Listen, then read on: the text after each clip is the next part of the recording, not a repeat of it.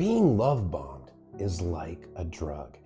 And one of the reasons why it can be so hard to let go of and get over an avoidant ex is the fact that you were love bombed by them and you are holding on to that early version, the version that showed up in the honeymoon phase of the relationship, the version that showed up during that first 4 to 8 months, the one that was all into you, the one that seemed like they were your person, they were your future, they were your forever.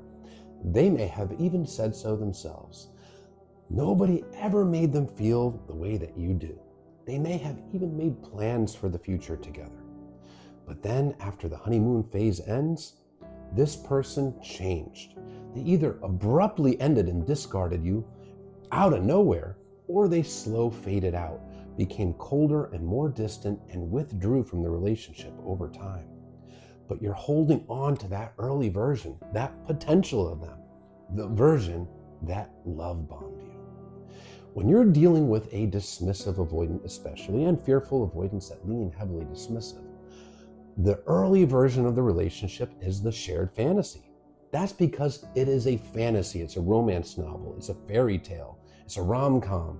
It's not real. The avoidance fears have not been triggered yet. This is a person that has a very profound set of fears that are rooted in consistent childhood emotional neglect. They were not given that love and nurturing that they needed as children, growing up in households where you don't talk about feelings and it wasn't safe to express their own feelings.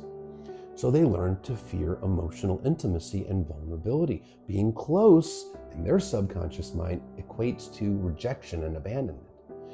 And communicating their feelings and needs was rejected as a child, so it's scary to do as an adult. Healthy, normal relationship behaviors become terrifying to these people, but early on, that hasn't been triggered yet. The dopamine is flying high in the avoidance mind, and it's suppressing all of their insecurities and fears, so they're feeling good. They're on top of cloud 9. This is a person that has spent a lifetime bottling up and suppressing emotions, but thanks to that dopamine, they're letting all those emotions flow out onto you, and it feels good. It feels like a drug. But the thing is, dopamine cannot sustain those elevated levels in your brain for long. So that's why the honeymoon phase only lasts 4 to 8 months, because the dopamine levels come down. But for the avoidant, when those dopamine levels come down, there's not much oxytocin there. Oxytocin is the bonding hormone. That oxytocin is there for you because you're bonded to them, and now the oxytocin helps those romantic feelings stay alive in you, but that oxytocin really isn't there. They have these internal walls that prevent them from oxytocin bonding. Plus, they weren't really exposed to oxytocin as a child. So all that's left are their insecurities, and now the realness and the closeness, the vulnerability and the commitment of the relationship terrifies them. And now this person is triggered, so they do what they've learned to do, which is to avoid, withdraw, create distance. And now you're seeing the real person with all their hidden insecurities that don't just magically go away. It takes a lot of work, effort, therapy, things like that to get through and heal those wounds. But you're holding on to that early version. You're holding on to that version that showed up that seemed all in.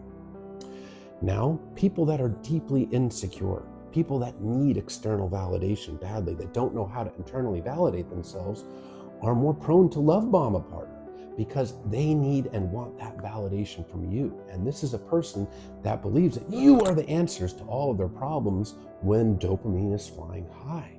So they really accelerate the relationship. They seem to go all in way too soon, but that's because they're desperately wanting that attention and validation from you. And this is a person that doesn't really have the emotional maturity to pace a relationship because they've never been shown how, and they have never really grown emotionally due to avoiding the inner issues, due to avoiding self-reflection. So love bombing is a sign of emotional unavailability. If it feels like too much, too soon, too fast, it probably is. And one of the best things you can do is hold a boundary and say, hey, I'm really enjoying the time we're spending together, but it feels a bit rushed and I'd like to pace this at a healthier clip so we can get to know each other authentically in a way that is healthy. And if this person is actually emotionally available and they were just really into you, they will respect your wishes and your boundaries and slow the pace. But if they're emotionally unavailable and they're really all about themselves and not really considering you or your needs, they're either going to exit stage left and run from the relationship, or they're going to continue to love bomb you. But you'll have your answer. Because that love bombing, it can be so hard to let go of. Even years later, you can still be holding on to that potential of them. But the reality is, that's not who they are. And love bombing is so incredibly dangerous for that reason, because it can be so incredibly hard to let go of, and it can be so captivating and so alluring. And avoidance, especially dismissive avoidance, are very prone to love bombing partners.